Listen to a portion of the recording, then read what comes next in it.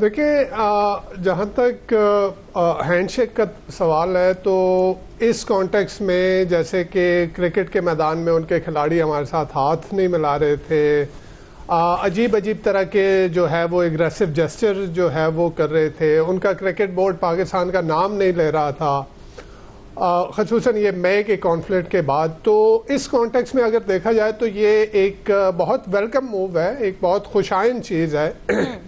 لیکن یہاں پہ میں ایک بات کہوں گا کہ اس میں بہت زیادہ ریڈ کرنے کی ضرورت نہیں ہے. میرے خیال میں جتنا کہ ہم جتنا آگے جا رہے ہیں میرے خیال میں اتنا کچھ نہیں ہے اس کے اندر. اس وجہ سے میں کہہ رہا ہوں ابھی 2023 میں گوا میں جو OIC کے فارن منسٹرز کی میٹنگ ہوئی تھی، وہاں پہ بلاول کے لیے جے شنکر نے کس طرح کے الفاظ استعمال کیے تھے. ان کو کہا تھا کہ جی یہ ٹیررزم انڈسٹری کا ترجمان ہے.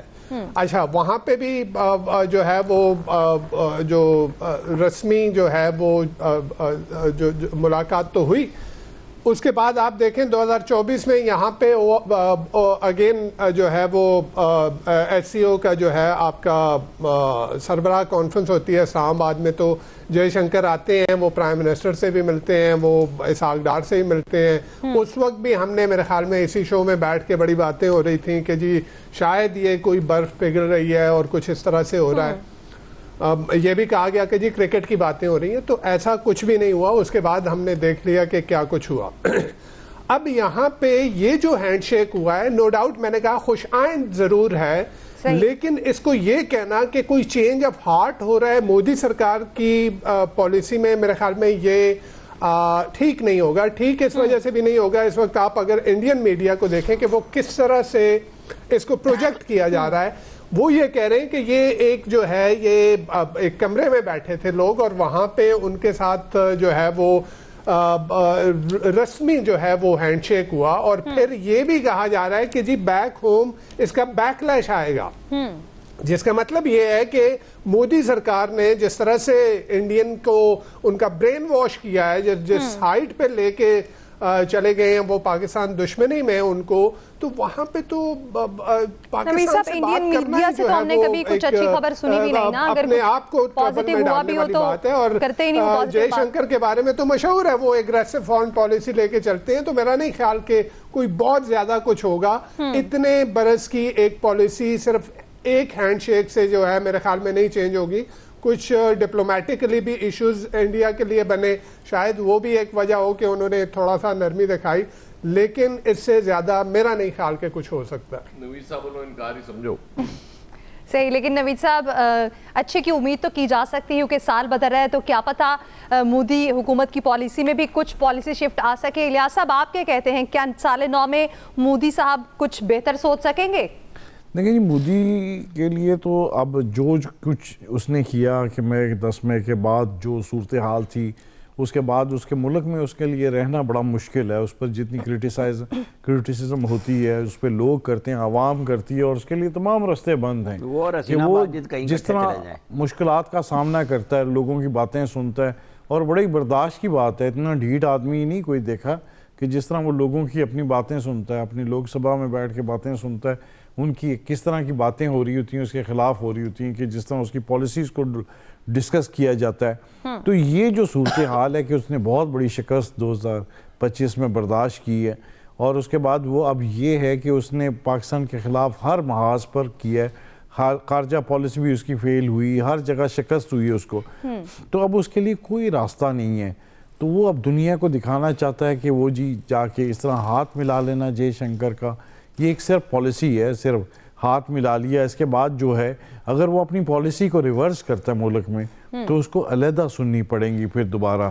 اس کے لیے یہ بڑا عجیب سا مقام ہے کہ اگر انڈین اپنی پالیسی چینج کرتے ہیں، ایک طرف تو پاکستان کو دہشت گردی کرتے ہیں، تو پھر کھل کے واضح کریں نا کہ آئندہ سے جو ہے وہ اس طرح کے کوئی اس طرح کام میں ملوث نہیں ہوگا.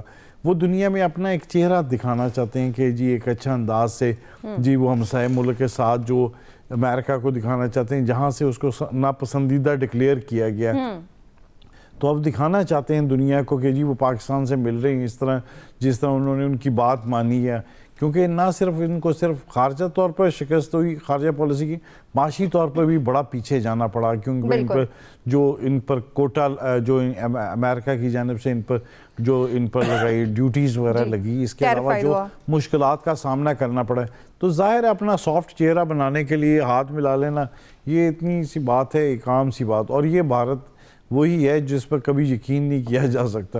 اس نے ہمیشہ وہی کیا جو پاکستان کے خلاف کسی صورت بھی چلے جاتا ہے. آپ نے دیکھیں اب نہ صرف اپنی سرحدیں استعمال کی بلکہ افغانستان کو بھی استعمال کیا، دوسرے ممالک کو بھی استعمال کیا، تو دنیا پہ عیاں ہو چکا اس کا چہرہ، لوگ اس کی پالیسیز کو بھی سمجھتے ہیں. تو انہوں یہ بالکل اسی طرح ہے کہ اپنا سافٹ امیج بنانے کے لیے اس طرح کی حرکتیں، اوچھی حرکتیں کرے گا، جی مل کے قدم بڑھا کے گئے. اور اس طرح ظاہر ہے بالکل نہ صرف اس پاکستان بلکہ جو اس کا جو سارا جس پر ان کی کیا کرتا تھا، بنگلہ دیش میں سیاست کیا کرتا تھا، اپنی تمام جو کرتا تھا، اب وہ اس کی دہشت گردی کو وہ بھی سمجھ چکے ہیں کہ ان کی وہ سرحد کو استعمال کرتا ہے، ان کے ملک میں جو جتنی بھی تخریب کاری کرتا ہے وہ بھارت کرتا ہے. تو اس دنیا میں تمام جو خطے میں ہے یہ بیسیکلی پاک فوج کی اور پاکستان کی بہتر کارکردگی کی خطے میں جو امن کی جو وہ ایک جو تھا، پاکستان نے بتایا کہ وہ امن کا جو ہے وہ پرچم لے کے چلتا اور لڑنا نہیں چاہتا.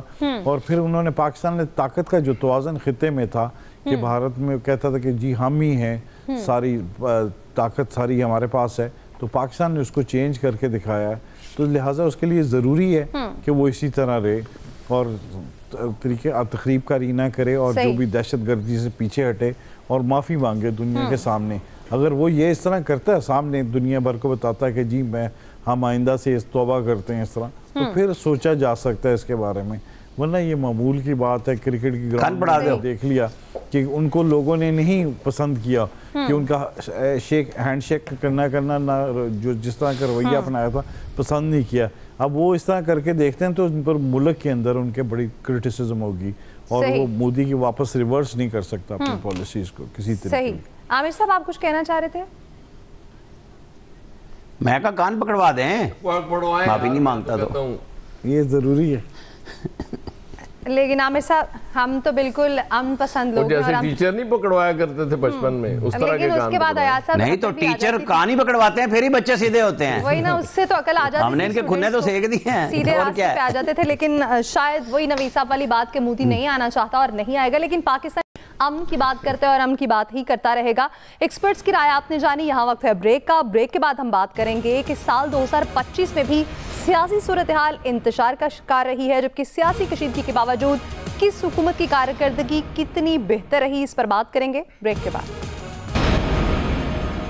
ویلکم بیک ناظرین. سال 2025 پاکستان کی تاریخ میں ایک ایسے موڑ کے طور پر ہمیشہ یاد رکھا جائے گا جب ایک عرصے بعد یہ ملک عالمی سیاست کے افق پر پوری خود اعتمادی، مضبوط موقف اور واضح بیانی کے ساتھ دوبارہ ابھرا.